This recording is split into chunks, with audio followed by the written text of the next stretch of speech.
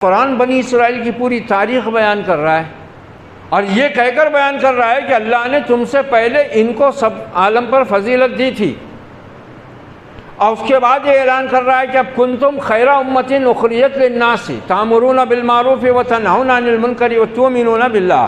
اب اللہ نے تم کو نکالا ہے خیر امت کے طور پر کہ تم نیکیوں کا حکم کرو، برائیوں سے روکو اور اللہ پر ایمان رکھو۔ یہ جرم نہیں ہے، یہ سیدھا تکبر ہے۔ اذان کی آواز سننے کے بعد نماز کا نہ پڑھنا تکبر ہے، بدترین تکبر جس کی مذمت کی گئی ہے قرآن و سنت میں۔ اذان کہہ رہی ہے اللہ سب سے بڑا ہے، نماز نہیں پڑھنے والا اگر اپنے آپ کو مومن مسلم سمجھتا ہے، جھوٹا ہے، مکار ہے، دغا باز ہے، دھوکے باز ہے، فریب کار ہے۔ وہ یہ کہہ رہا ہے اللہ بڑا ہو تو ہو، میرے نزدیک نہیں ہے، میں بڑا ہوں سب سے، میں جو چاہوں گا وہ کروں گا، میری مرضی۔ سنگین مسئلہ یہ نہیں ہے کہ ہمارے ساتھ کیا ہو رہا ہے، اس سے زیادہ سنگین مسئلہ یہ ہے کہ ہم اتنا ہونے کے بعد بھی اللہ کی غلامی میں، نبی کی غلامی میں آنے کو تیار نہیں۔ اگر ہم مسلمان ہو جائیں، ان تنصر اللہ ینصرکم ویثبت اقدامکم، اللہ کے دین کے مددگار ہو جاؤ، اللہ کے ہو جاؤ، اللہ تمہارا ہو جائے گا۔ محترم خواتین و حضرات، گزشتہ جمعہ میں نے آپ حضرات کے سامنے اسلامی تاریخ کے حوالے سے کچھ باتیں رکھی تھیں، اور اس میں نے یہ بات واضح کرنے کی کوشش کی تھی کہ جب ایمان والی کوئی امت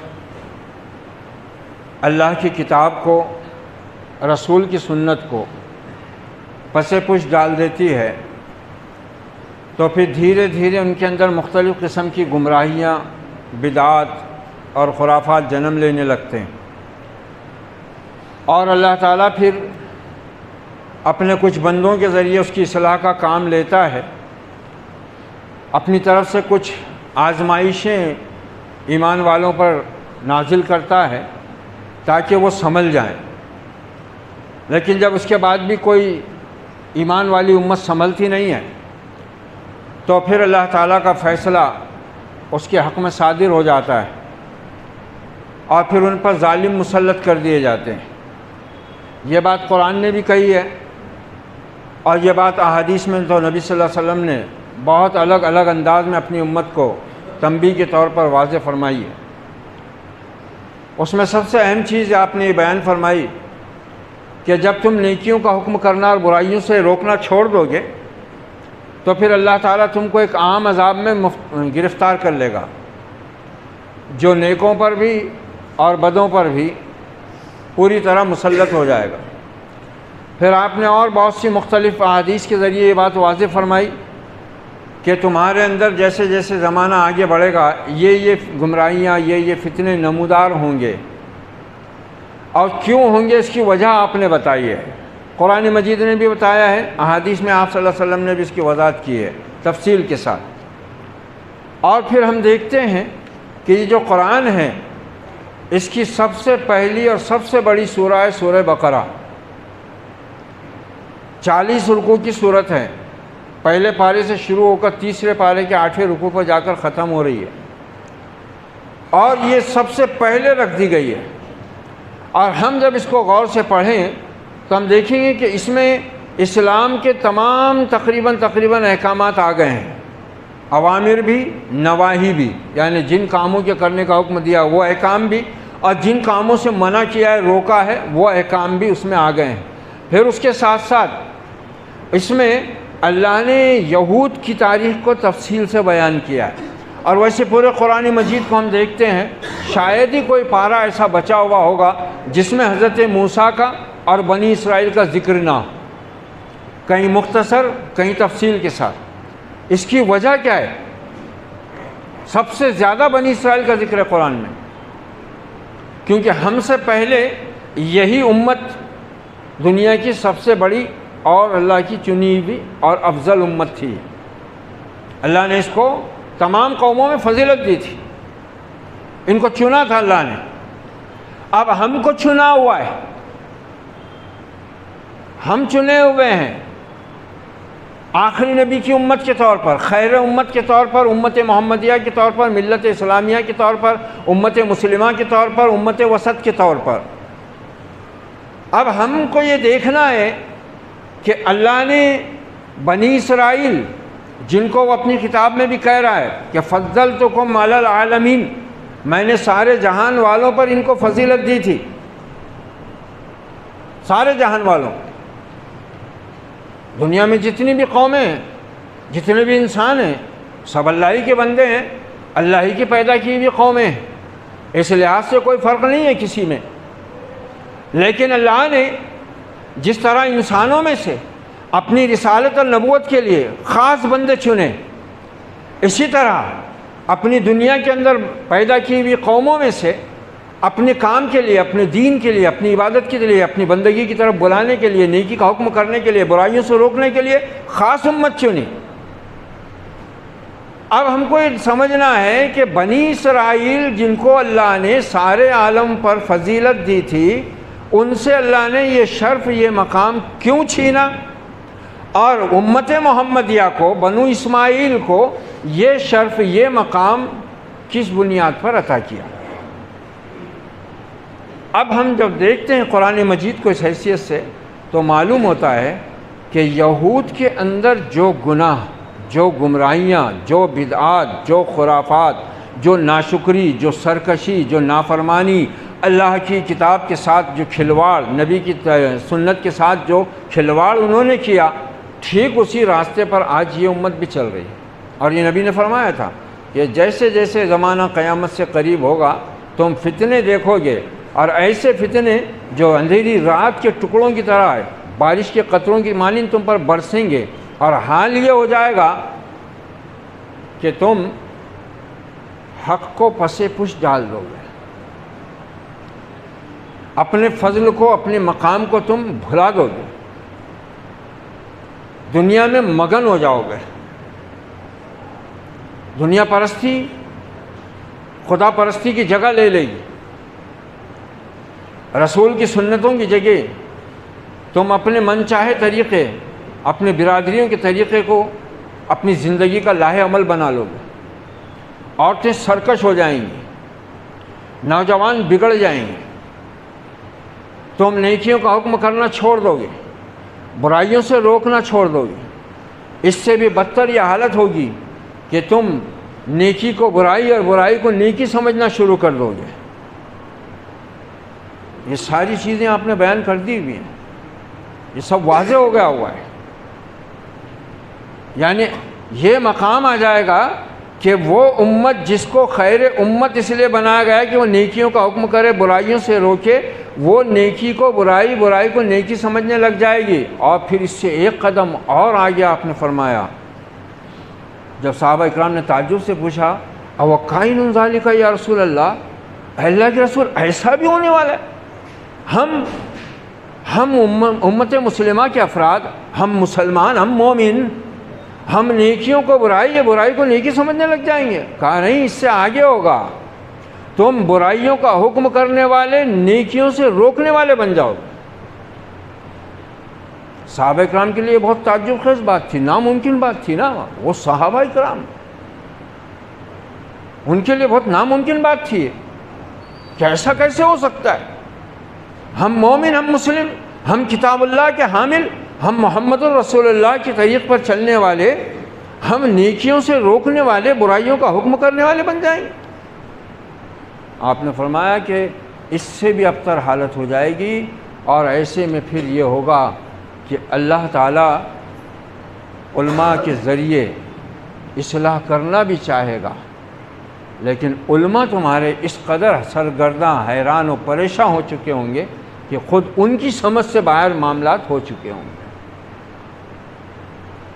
اب یہ ساری چیزیں کتاب و سنت میں بیان کی گئی ہیں، اور قرآن بنی اسرائیل کی پوری تاریخ بیان کر رہا ہے، اور یہ کہہ کر بیان کر رہا ہے کہ اللہ نے تم سے پہلے ان کو سب عالم پر فضیلت دی تھی، اور اس کے بعد یہ اعلان کر رہا ہے کہ اب کنتم خیر امت اخرجت للناس تأمرون بالمعروف وتنہون عن المنکر وتؤمنون باللہ۔ اب اللہ نے تم کو نکالا ہے خیر امت کے طور پر، کہ تم نیکیوں کا حکم کرو، برائیوں سے روکو اور اللہ پر ایمان رکھو۔ اب ہوتا کیا ہے، جب اللہ کی زمین پر اللہ کی مومن امت، مسلم امت جب بگاڑ اور فساد میں مبتلا ہوتی ہے تو پھر ہوتا کیا ہے، نتیجہ کیا ہوتا ہے؟ نتیجہ یہ ہوتا ہے کہ قرآن مجید نے یہ سورہ بنی اسرائیل،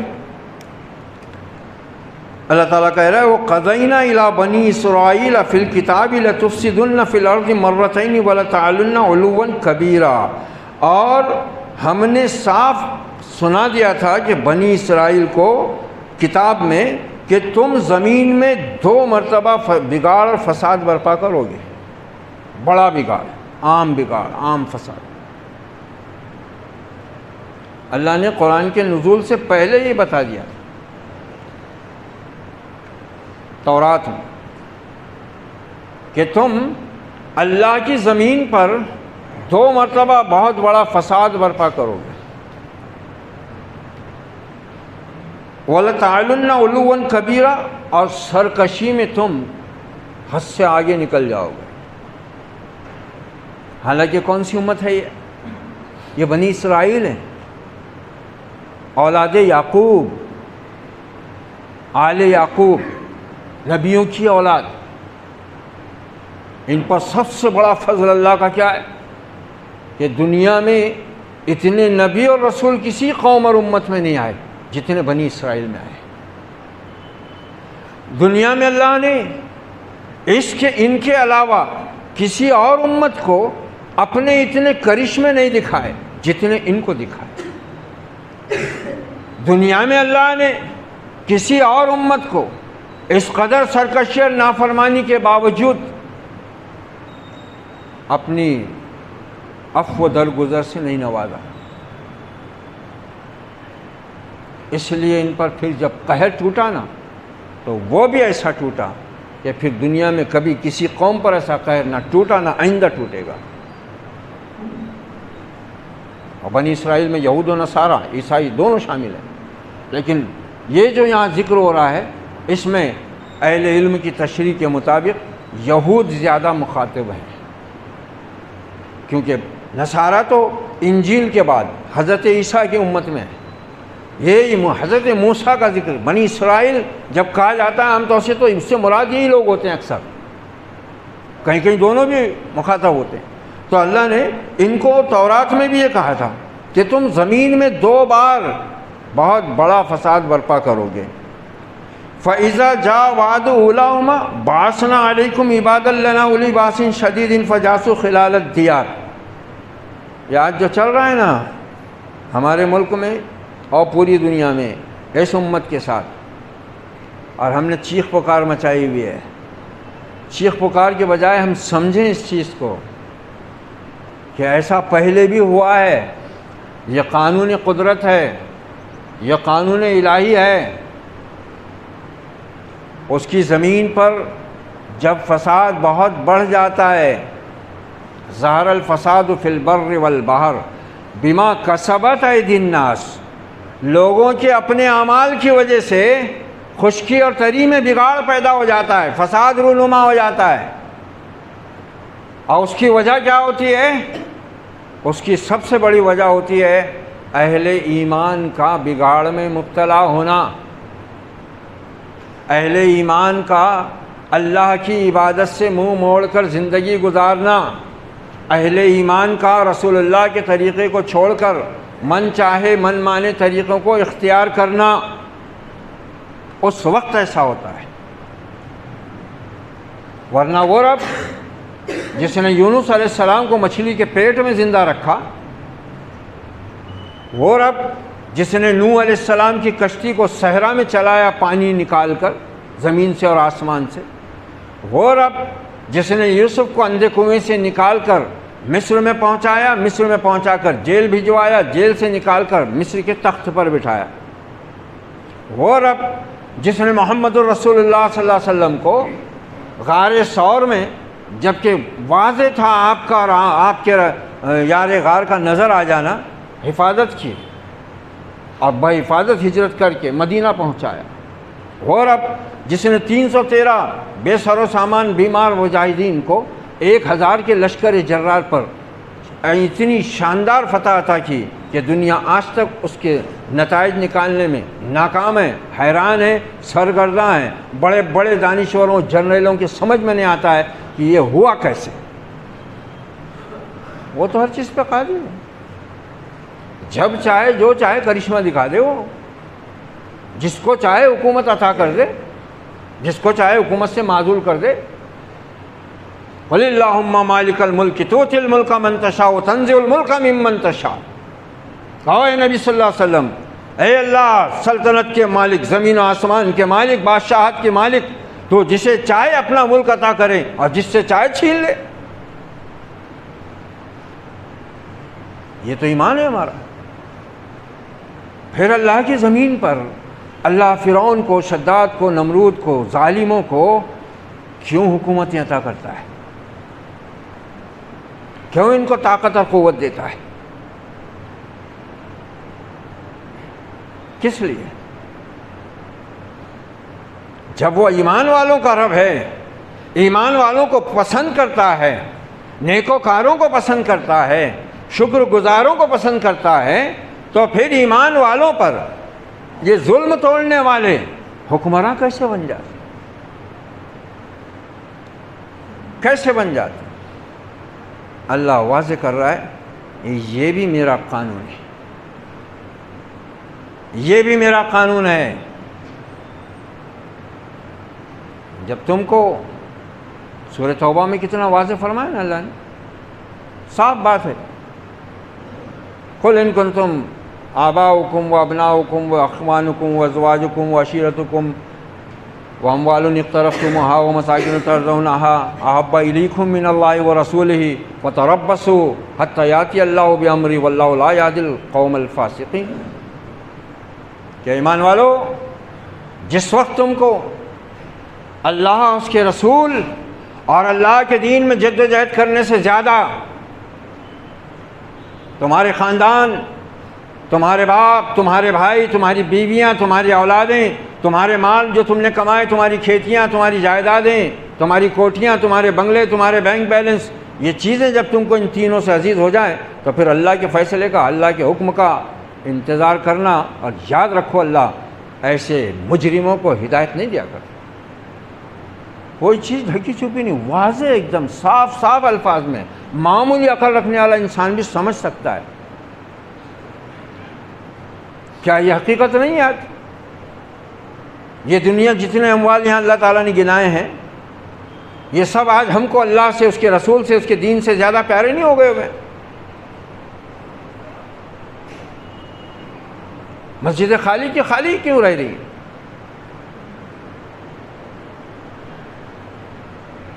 لاؤڈ اسپیکروں میں اذان دی جا رہی ہے، بڑے بڑے لاؤڈ اسپیکر لگائے جا رہے ہیں، 75 واٹ کا ایمپلیفائر نکال کر 125 واٹ کا ڈالا جا رہا ہے. دوسرے مسلک کی مسجد کی طرف خاص بھونگا رکھا جا رہا ہے لمبے والا، وہاں آواز گھسے بولے. کس لیے؟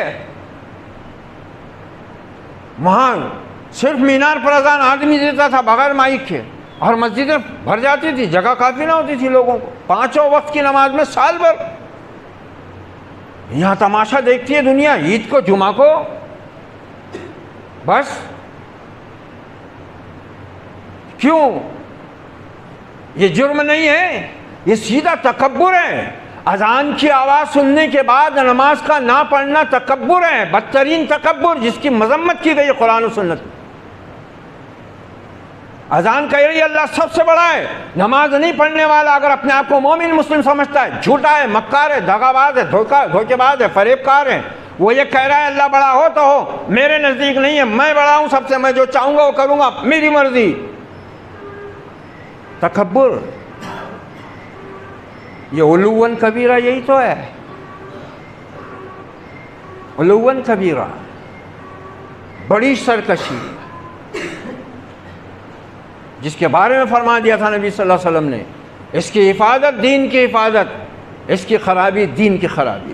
یہ وہ اہم عبادت. ایک اکیلے یہی مثال سامنے رکھ کے سوچو. کیا اہمیت ہے ہمارے پاس؟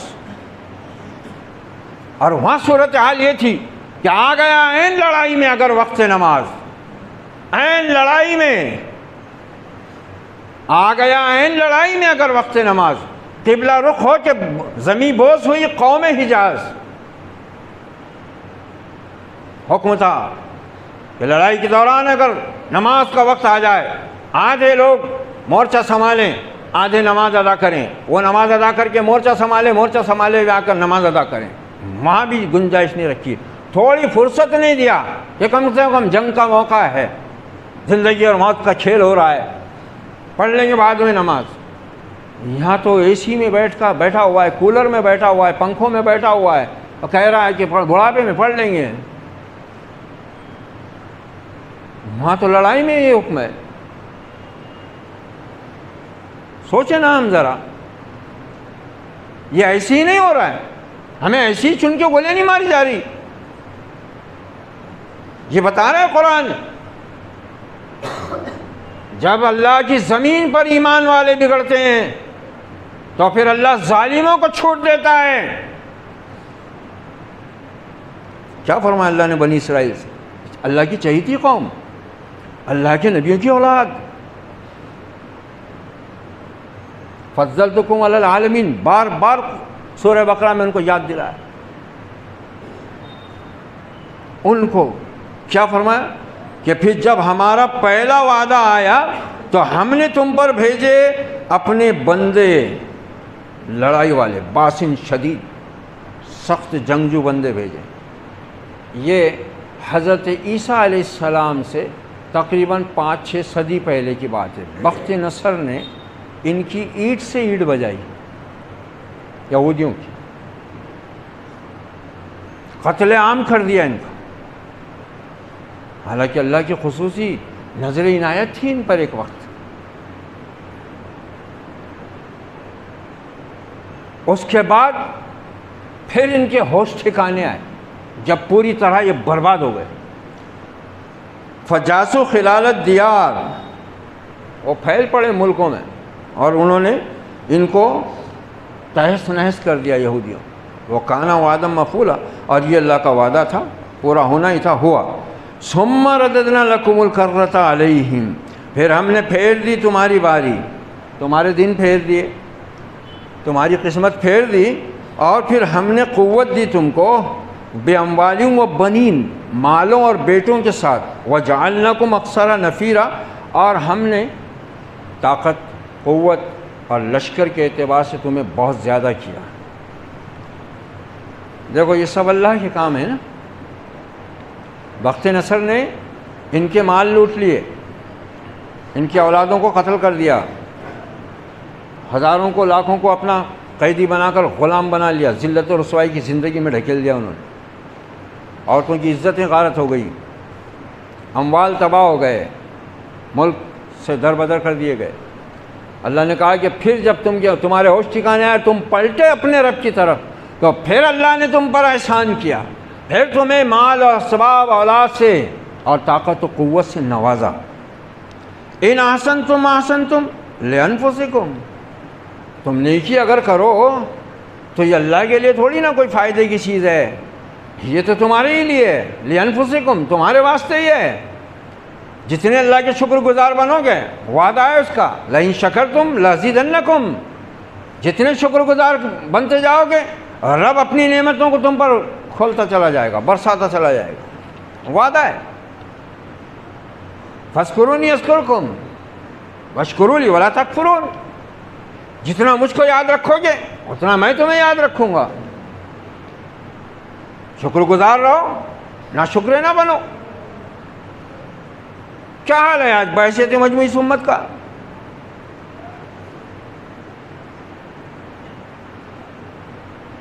تعزیے اٹھانے والے یہی، سواریاں اٹھانے والے یہی، اللہ کے گھروں میں اللہ کی کتاب کو پڑھنے سے روکنے والے یہی،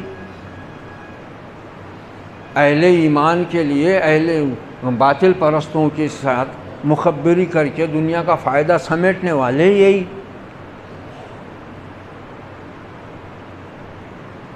ابھی پچھلے دورے پر گیا تھا ایک شہر میں، نوجوانوں نے بتایا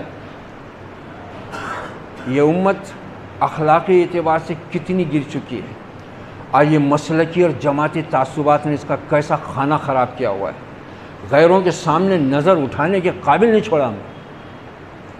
انہوں نے بتایا کہ لاک ڈاؤن کے درمیان رمضان جب آیا تو ایک مسجد میں تراویح ہو رہی ہے، مسلم محلہ ہے، پورا بہت بڑا محلہ ہے، عام طور سے پولیس بھی زیادہ گشت وغیرہ کو آتی نہیں، اور لوگ اچھی خاصی تعداد میں تراویح پڑھ رہے ہیں۔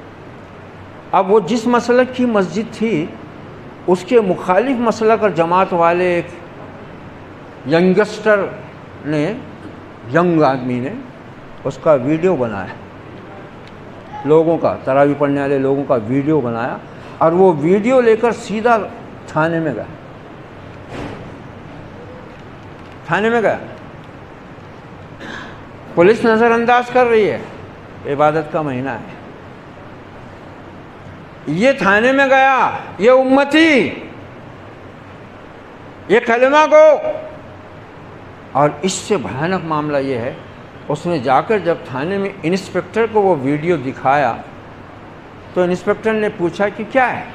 کہا انسپکٹر صاحب وہاں پر وہ فلاں مسجد میں اتنے لوگ جمع ہوئے نماز پڑھنے۔ کہا تو پھر تو کیا کر رہا ہے؟ تو بھی نماز پڑھنا، یہ ویڈیو لا کر مجھ کو کیوں بتا رہا ہے؟ جا نماز پڑھ ان کے ساتھ، ڈوب مرنے کا مقام۔ غیر مسلم انسپکٹر اس کو غیرت دلا رہا ہے کہ تو یہ کام کر رہا ہے، ارے نماز پڑھنا پھر تو بھی جا کر۔ کیا بات کریں گے ہم غیر مسلموں سے؟ یہ ایک دو واقعات نہیں ہیں، ایسے نہیں ہو رہا ہمارے ساتھ یہ جو کچھ چل رہا ہے۔ قرآن کو دیکھو، قرآن سے پوچھو، قرآن جس نبی پر نازل ہوا اس سے پوچھو، اس کے صحابہ سے پوچھو یہ کب ہوتا ہے، کس کے ساتھ ہوتا ہے۔ ایسی ہی چیخ پکار مچا رہا ہے، بہت ظلم ہو رہا ہے۔ کہاں ہو رہا ہے؟ وَإِنْ أَسَأْتُمْ فَلَهَا، اگر برائی کرتے ہو تو اپنے ہی لیے، ہمارا کچھ نہیں بگڑے گا۔ ایمان رکھنے کے بعد جب تم برے ہوئے تو دیکھو اللہ نے تم کو کیسے پٹوایا اپنے طاقتور جنگجو بندوں سے، تہس نہس کر کے رکھ دیا، پھر تم پر رحم کیا۔ بہت رحم کرنے والا ہے وہ، رحم کیا۔ جو مال تمہارے لٹ گئے تھے، جو اولاد تمہاری تہ تیغ ہو گئی تھی، جو بیویاں تمہاری تباہ و برباد کر دی گئی تھیں، ان سب کی جگہ اللہ نے پھر تم کو مال و اولاد سے، اسباب دنیا سے، شان و شوکت سے نوازا۔ یہ پہلی مرتبہ۔ فَإِذَا جَاءَ وَعْدُ الْآخِرَةِ لَيَسُوءُ وُجُوهَكُمْ، اور جب ہمارا دوسرا وعدہ آن پہنچا اور تو بھیجے ہم نے اور بندے کہ تمہارے چہرے بگاڑ دیں، سیاہ کر دیں، اداس کر دیں، رنجیدہ کر دیں، اور تمہارے منہ سوکھے ہو جائیں، چہرہ سوکھ جائے تمہارا آفتوں کی وجہ سے، ان کے ظلم کی وجہ سے۔ لِيَدْخُلُوا الْمَسْجِدَ كَمَا دَخَلُوهُ، اور تاکہ گھس جائیں مسجد میں جیسا کہ وہ گھسے تھے پہلی مرتبہ۔ یہ ذکر ہے ہیکل سلیمانی کا۔ مسجد سے مراد یہاں ہیکل سلیمانی، اسی کا جھگڑا ہے آج۔ یہ جو یروشلم میں تینوں جماعتوں کا ہے نا تنازع، وہ یہی تو ہے۔ مسجد اقصیٰ بھی وہیں ہے، مسجد ابراہیم بھی وہیں ہے، ہیکل سلیمانی بھی وہیں، اور ہمارے لیے یہ تینوں مقدس ہیں، جبکہ یہود کے لیے ہیکل سلیمانی اور عیسائیوں کے لیے حضرت ابراہیم کی مسجد اور وہ حجرہ جہاں حضرت عیسیٰ پیدا ہوئے تھے، اور وہ حجرہ مسجد سے لگا ہوا جہاں حضرت مریم اعتکاف میں بیٹھی، ان کے لیے وہ جگہ متبرک، ہمارے لیے پورا علاقہ متبرک۔ جھگڑا یہی تو چل رہا ہے۔ اب اللہ کہہ رہا ہے کہ جس مقام کو تم اپنی جان سے زیادہ عزیز رکھتے ہو. تمہارے اپنے کرتوتوں کے نتیجے میں ہم نے ایسے بندوں کو تم پر مسلط کیا جو تمہارا بھی تباہی کا سامان کر گئے اور ان مسجدوں کا تقدس بھی پامال کر گئے. یہ دوسرا واقعہ ہوا حضرت عیسیٰ علیہ السلام کی پیدائش کے بعد سن 70 عیسوی میں. یہاں آیا رومی شہنشاہ ٹائٹس. اس نے تو وہ طوفان برپا کیا ان کے خلاف، قتل عام بھی کیا، ان کو فلسطین سے نکال کر باہر کیا، بہتوں کو قیدی بنایا، ذلت کے ساتھ غلامی کا طوق ان کے گلوں میں ڈالا گیا، اور اس کے بعد ہیکل سلیمانی کی بھی اینٹ سے اینٹ بجا دی اس نے. تورات کے نسخے اس نے پھاڑ کر قدموں کے تلے رون دیے، گھوڑے دوڑا دیے اس نے. وہی بنی اسرائیل تھے نا جن کو فرعون سے بچانے کے لیے سمندر میں راستہ پیدا کیا تھا اس رب نے. یہاں کیا ہوا؟ یہی بنی اسرائیل، یہی بنی اسرائیل. ان کو فرعون کے ظلم سے نجات دینے کے لیے کیا کیا رب نے؟ سمندر میں راستہ پیدا کیا اور اسی راستے میں فرعون کو لشکر سمیت اتار کر غرق کر دیا. معلوم ہوا کہ جو کچھ بھی ہوتا ہے اس کے پیچھے اہل ایمان کا تعلق ضرور ہوتا ہے، اور وہی ہم کو سمجھنا ہے. آج اگر نہیں سمجھیں گے تو ہمارے پاس اتنی طاقت اور قوت تو نہیں ہے کہ ہم طاقت کے ساتھ ان حالات کو بدل دیں. ایک ہی راستہ ہے، اور وہ راستہ اللہ بتا رہا ہے کہ تم میرے ہو جاؤ گے نا تو پھر میں ان حالات کو بھی بدلنے پر پوری قدرت رکھتا ہوں. پھر میں ان ظالموں سے حساب چکتا کر لوں گا.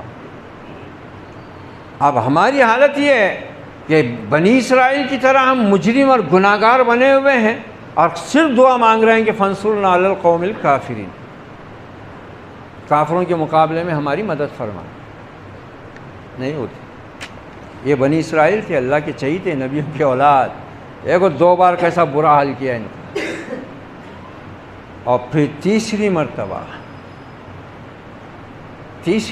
ان کی سرکشی، نافرمانی، عدوان، کفر کے نتیجے میں کیا ہوا؟ نبی آخر الزمان محمد الرسول اللہ صلی اللہ علیہ وسلم اور آپ کے صحابہ کے ذریعے مدینہ اور خیبر سے رسوا کر کے نکالے گئے. مدینہ اور خیبر سے نکال دیا گیا ان کو. 3 بڑے بڑے قبیلے آباد تھے ان کے مدینہ کے آس پاس علاقوں میں، بنو نذیر، بنو قینقاع، یہ بڑے بڑے قبیلے ان کے. قلعے تھے ان کے وہاں، بہت طاقت تھی، مال اسباب سے قلعے بھرے ہوئے تھے. مگر اللہ نے اپنے آخری نبی اور صحابہ کے ذریعے تیسری مرتبہ ان کو دنیا میں سرکشی کا مزہ چکھا ہے. مدینہ اور خیبر سے ذلت کے ساتھ نکال دیے گئے. اور اس کے بعد جب عیسائیوں نے ان کو، یہ اللہ نے فرمایا نا ان کے بارے میں، جب نبی صلی اللہ علیہ وسلم کی بعثت نہیں ہوئی تھی تو عرب کے عام باشندوں سے کیا کہتے تھے؟ قالت الیہود لیست النصارى علی شیء. یہود عام لوگوں سے کہتے تھے دیکھو اگر تم کو ہدایت پانا ہے، نجات پانا ہے تو یہ عیسائیوں کے پاس کچھ بھی نہیں ہے، کوئی چیز نہیں ہے ان کے پاس. وقالت النصارى لیست الیہود علی شیء. اور جب نصارہ ان کو دعوت دیتے، عام لوگوں کو، دوسرے عربوں کو، یمن میں، شام میں، فلسطین میں، حجاز میں، عراق میں، تو ان کو کیا بولتے تھے؟ یہ یہودی کسی چیز پر نہیں ہے، کوئی چیز ہی نہیں ہے ان کے پاس. جب محمد رسول اللہ صلی اللہ علیہ وسلم مبعوث ہوئے تو کیا بولے؟ لن يدخل الجنۃ الا من کان ہودا او نصارا. جنت میں سوائے یہودی اور نصرانی کے کوئی جا نہیں سکتا. یہ ایسی نعرے یہ امت بھی تو بول رہی ہے آج. ایک دوسرے کے فرقوں اور جماعتوں کے بارے میں یہی تو فتوے ہیں، یہی فتوے ہیں نا بھائی. کہاں ہے امت؟ کس پہ ظلم ہو رہا ہے؟ کون ظلم کر رہا ہے، ظلم کا سبب کس نے پیدا کیا ہے، یہ قرآن بتا رہا ہے۔ اپنی چہیتی اور لاڈلی قوم کو 2 مرتبہ نبی کی بعثت سے پہلے اور تیسری مرتبہ نبی کی بعثت کے بعد نبی آخر الزماں اور آپ کے صحابہ کے ہاتھوں یوں ذلت اور رسوائی کا ان کو سامنا کرنا پڑا۔ حالانکہ جس وقت نبی صلی اللہ علیہ وسلم مبعوث ہوئے، یہ اہل کتاب علم والے بھی تھے، دولت والے بھی تھے اور جاؤ حشمت والے بھی تھے، ان کے قلعے، ان کی گڑھیاں تھیں مضبوط، جنگجو ان کے پاس میں فوج تیار رہتی تھی، مگر دیکھ لو کہ کیا حشر ہوا۔ معلوم ہوا کہ جب ایمان والی کوئی امت اس طرح بگاڑ پیدا کرتی ہے، گمراہی کے راستے پر سرپٹ دوڑتی ہے، انفرادی نیکیاں نہیں کام آتی ایسے موقع پر۔ ایسا تو کبھی نہیں ہوتا کہ کسی مسلم امت میں سارے کے سارے لوگ ناشکرے، کافر اور گمراہ اور بدعتی ہو گئے ہوں، نہیں، نیکوکار تو رہتے ہی ہیں کچھ نہ کچھ۔ معاملہ باعثیت مجموعی ہوتا ہے۔ اور کسی نے کہا نا کہ قدرت فرد سے تو اغماض برت لیتی ہے مگر کرتی نہیں ملت کے گناہ معاف۔ ایک اکیلا آدمی کتنا ہی گناہ گار ہو جائے، اس توبہ کی توفیق ملے گی توبہ کر لے گا، نہیں ملے گی تو مرنے کے بعد اس کا حساب ہوگا، وہ رب کے ذمہ ہے۔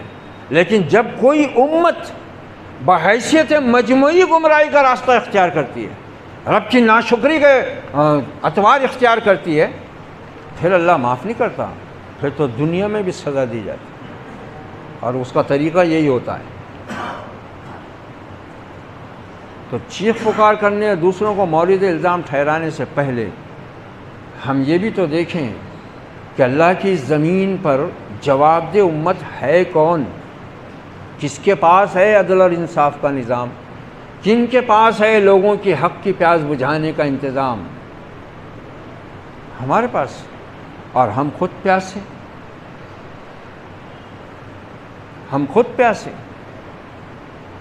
ایک وقت وہ تھا ہمارا کہ ہم نے جب دوسری قوموں کے اوپر دعوت دین کی حجت تمام کی کہ یا تو ایمان لے آؤ اللہ کے بندے بن جاؤ، یا پھر ہم کو خراج دو، ہم کو ٹیکس دو اور ہمارے زیر نگرانی آ جاؤ، اور اگر یہ دونوں چیزیں منظور نہیں تو پھر میدان جنگ میں آ جاؤ۔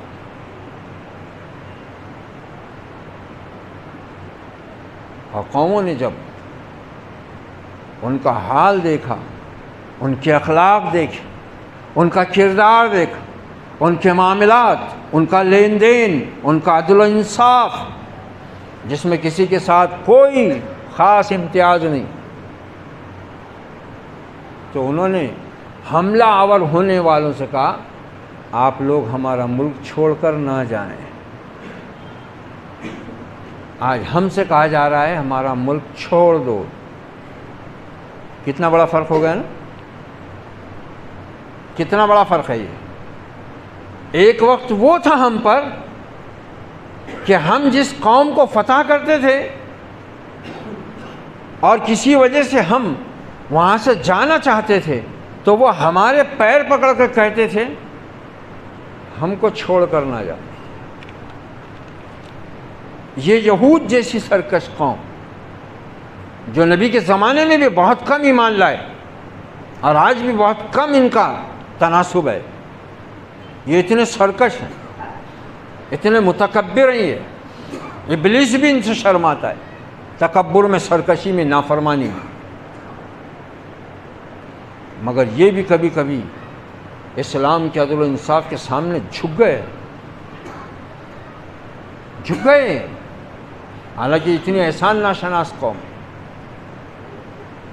کہ تاریخ میں جب نصارہ ان کے دشمن ہوئے اور ان کو انہوں نے رگیدا، ان کو پناہ دینے والے تھے مسلمان۔ ترکی نے ان کو پناہ دی خلافت عثمانیہ میں، جس کا صلہ یہ آج دے رہے ہیں۔ کوئی حال ہمارے ملک میں؟ تو اللہ نے یہ اپنا قانون بیان کیا ہے کہ میری تم سے محبت اور میرا تم پر غصہ اور غضب جذبات کے ساتھ نہیں ہوتا، قاعدے کے ساتھ ہوتا ہے، اصول کے ساتھ ہوتا ہے، ضابطے کے ساتھ ہوتا ہے، عدل کے ساتھ ہوتا ہے۔ اگر نوازتا ہوں تو عدل کی بنیاد پر، اصول کی بنیاد پر، ضابطے کی بنیاد پر، اور اگر تم سے چھینتا ہوں تو وہ بھی اصول اور عدل کی بنیاد پر۔ ظلم میں نہیں کرتا، ظلم تم کرتے ہو اپنے آپ پر جب تم میرا راستہ چھوڑتے ہو، جب تم میرے ساتھ شرک کرتے ہو، جب تم میرے نبی کی نافرمانی کرتے ہو۔ محمد الرسول اللہ کے صحابہ کیسی عظیم جماعت ہے، ارے عرش سے براہ راست تعلق ہے ان لوگوں کا۔ وہ گناہ کر رہے ہیں، نبی سے توبہ کی درخواست کر رہے ہیں، نبی کہہ رہا ہے کہ ابھی اپنے رب سے توبہ کرو، میں اپنے رب کے حکم کا منتظر ہوں، اس کا فیصلہ آنے تک میں کچھ نہیں کہہ سکتا۔ اور رب کا فرشتہ آ کر بول رہا ہے، اے محمد صلی اللہ علیہ وسلم، آپ کا رب فرما رہا ہے کہ اس نے آپ کے ان صحابی کے گناہ معاف کر دیے۔ واہ بھائی واہ! ایک عورت آ کر اپنے شوہر کی شکایت کر رہی ہے، عائشہ صدیقہ کے حجرے میں بیٹھے ہوئے ہیں آپ، وہ آپ کے سامنے بیٹھ کر شکایت کرتی جا رہی ہے۔ ام المومنین فرما رہی ہیں کہ میں دوسرے کونے میں تھی، مجھ کو کچھ سنائی نہیں دے رہا تھا کہ وہ عورت کیا کہہ رہی ہے، اور وہ پریشان ہو رہی ہے، رو رہی ہے، التجا کر رہی ہے، یا رسول اللہ میرا کچھ کیجئے، میرے شوہر نے مجھ کو ایسے ایسے کر دیا ہے، میرے ساتھ ایسا ایسا معاملہ اس نے کر دیا ہے، اس نے مجھ کو اس طرح کہہ دیا، وہ طلاق ہو گئی، میرے بچے ہیں، میں کہاں جاؤں گی اور میں اس کو نہیں چھوڑ سکتی، آپ میرے بارے میں کچھ کیجئے۔ لیان، زہار، یہ کچھ طلاق کی قسمیں۔ آپ فرما رہے ہیں کہ بھئی اس سلسلے میں ابھی میرے رب کا کوئی حکم ہی نہیں آیا، تو میں تجھ کو کیا بتاؤں اس مسئلے کا حل۔ اور وہ روتی ہوئی باہر نکل رہی ہے، اور ادھر جبرائیل کہہ رہا ہے، قد سمع اللہ قول التی تجادلک فی زوجہا، اللہ سن رہا تھا اے نبی تیری اور اس عورت کی بات جو اپنے شوہر کے معاملے میں تجھ سے شکایت کر۔ کیا لوگ تھے وہ! ام المومنین فرماتی ہے میں وہاں موجود ہو کر ایک لفظ نہیں سن پائی، اور اللہ عرش پر بیٹھا ہوا کہہ رہا کہ میں سب سن رہا تھا تمہاری بات، اور عرش سے آتا تھا ان کے لیے بھائی پیغام۔ ابو لبابہ نے غلطی کر لی، مسجد نبی میں ستون سے اپنے آپ کو باندھ لیا انہوں نے، زنجیروں سے، نہ کھانا نہ پانی کچھ نہیں، بس نماز کیا کھولتے تھے، نماز پڑھتے تھے، پھر جکڑ لیتے تھے۔ کہا جب تک اللہ میری توبہ معاف نہ کرے گا میں اپنے آپ کو اسی طرح بندھا ہوا رکھوں گا۔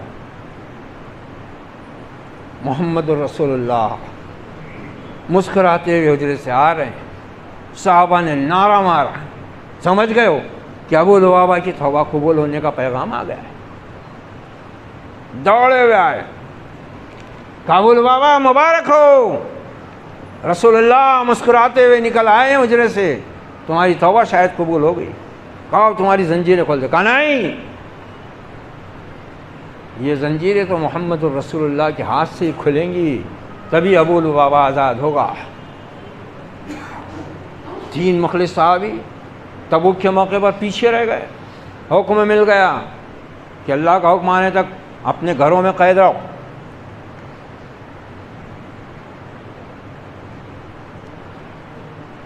کعب بن مالک اپنی رودات بیان کرتے ہیں کہ میں نماز کے لیے جاتا، آپ کو دیکھتا، آپ میری طرف سے چہرہ پھیر لیتے۔ عام مسلمانوں کو حکم دیا گیا ان سے سلام کلام کوئی نہ کرے، سب نے سلام کلام بند کر دیا۔ 40 دن ہو گئے، 40ویں دن حکم پہنچا کہ تم اپنی بیویوں سے بھی الگ ہو جاؤ۔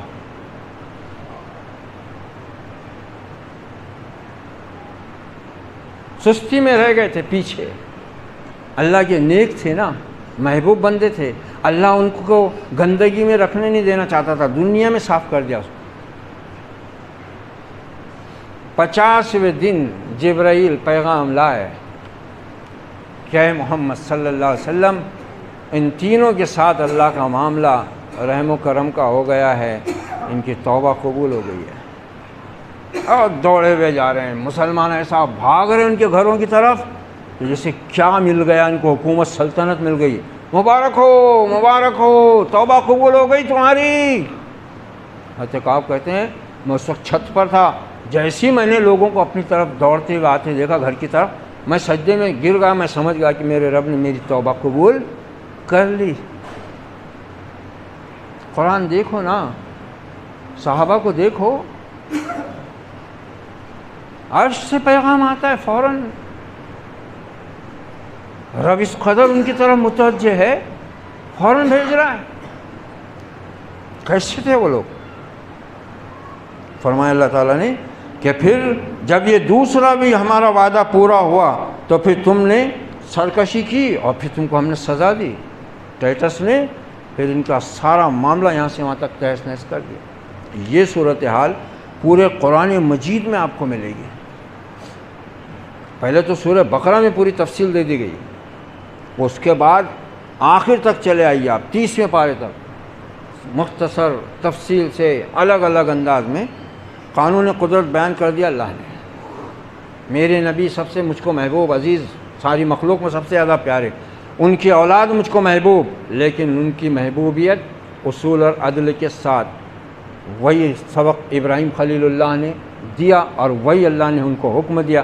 جب اللہ نے اپنے خلیل سے کہا کہ اذ ابتلی ابراہیم ربہ بکلمات فاتمہن قال انی جاعلک للناس اماما، جب ابراہیم کو ہم نے چند باتوں میں آزمایا اور اس میں پورا اترا تو ہم نے کہا کہ ابراہیم ہم تم کو لوگوں کا امام کرتے ہیں۔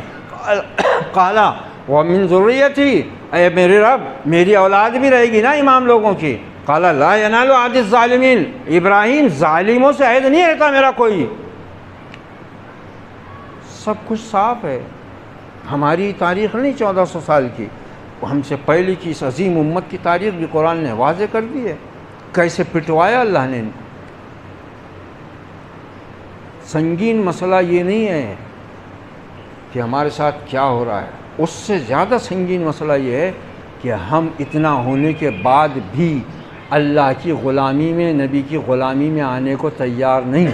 اگر ہم مسلمان ہو جائیں، ان تنصر اللہ ینصرکم ویثبت اقدامکم، اللہ کے دین کے مددگار ہو جاؤ، اللہ کے ہو جاؤ، اللہ تمہارا ہو جائے گا۔ زمین اس کی، آسمان اس کا، بادشاہت اس کی، ملکیت اس کی، ہر چیز پر قادر وہ ہے، فعال لما یرید وہ ہے، انہ علی کل شیء قدیر وہ ہے، تبارک الذی بیدہ الملک وہ ہے۔ اس کے ہو جاؤ، اب اس کے سوا تمہارے پاس کوئی راستہ نہیں ہے، طاقت تو تمہارے پاس آ ہی نہیں سکتی کہ تم ان چیزوں سے نبرد آزما ہو کر فتح حاصل کر لو۔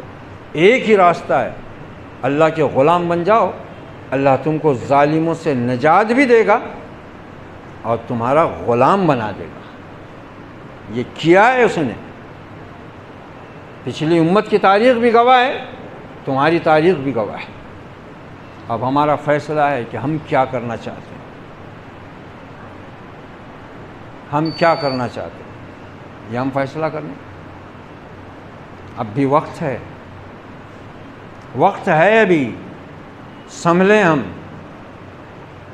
اللہ کے ہو جائیں، ظالموں سے، ان کے ظلم سے اور اس فساد سے بچنے کا ایک ہی راستہ ہے، اور اس فساد میں ہم ملوث ہیں بحیثیت امت کے، کیونکہ ہم خیر امت ہوتے ہوئے آج بگاڑ پیدا کر چکے ہیں اپنی انفرادی اور اجتماعی زندگیوں میں۔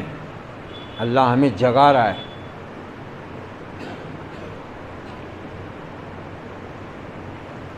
ہے بپا یلغار شورش جو اللہ نے برپا کی تھی عثمانی سلطنت کے ٹائم پر، ان کی منگولوں کی، یہ کیا تھی؟ یہ مسلمانوں کو جگانے کا ایک طریقہ تھا۔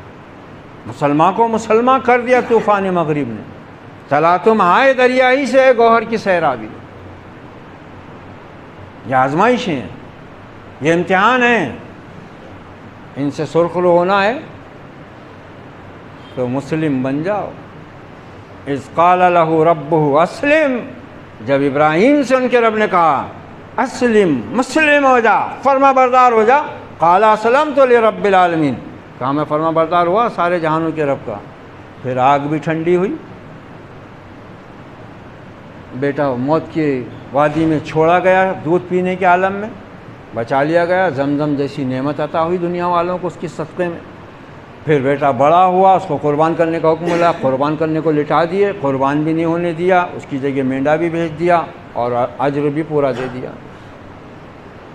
تو ہم کو کیوں اللہ کے وعدوں پہ بھروسہ نہیں ہے؟ کب آئے گا ہم کو یقین؟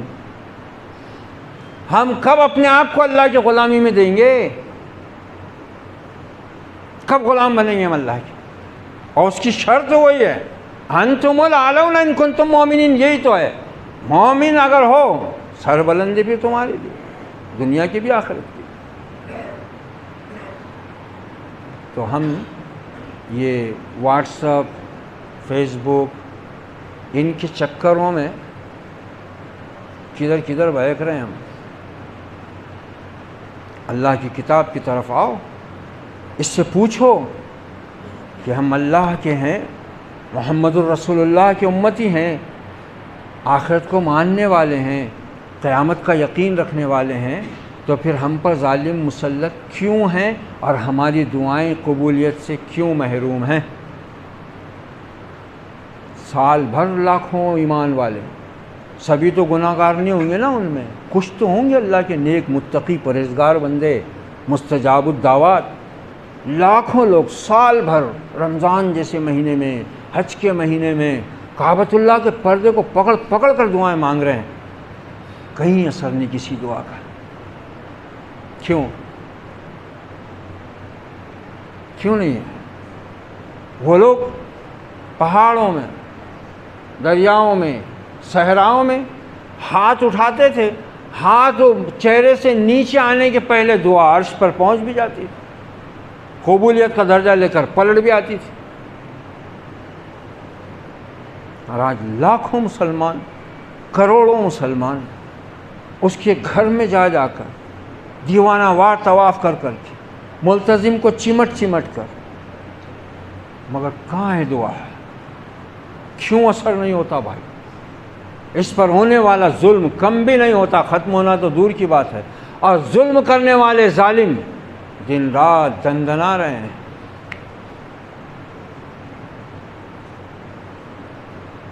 تو اسلام خطرے میں نہیں ہے، خطرے میں ہم ہوتے ہیں. ایک شاعر ہے، بہت اچھا کہا ہے، خطرہ ہے زرداروں کو، صدیوں کے بیماروں کو، گرتی ہوئی دیواروں کو، رنگ برنگی کاروں کو، امریکہ کے پیاروں کو. خطرے میں اسلام نہیں، اسلام نہیں ہے خطرے میں، نہ کبھی تھا نہ کبھی رہے گا. وہ رب کا دین ہے، اس کی حفاظت میں ہم. علامہ نے بالکل صحیح فرمایا تھا، بڑے تاریخی جملے ہیں. علامہ نے کہا تھا، میں نے تاریخ سے یہی سیکھا ہے کہ مسلمانوں نے کبھی اسلام کی حفاظت نہیں کی، ہمیشہ اسلام نے مسلمانوں کی حفاظت کی ہے.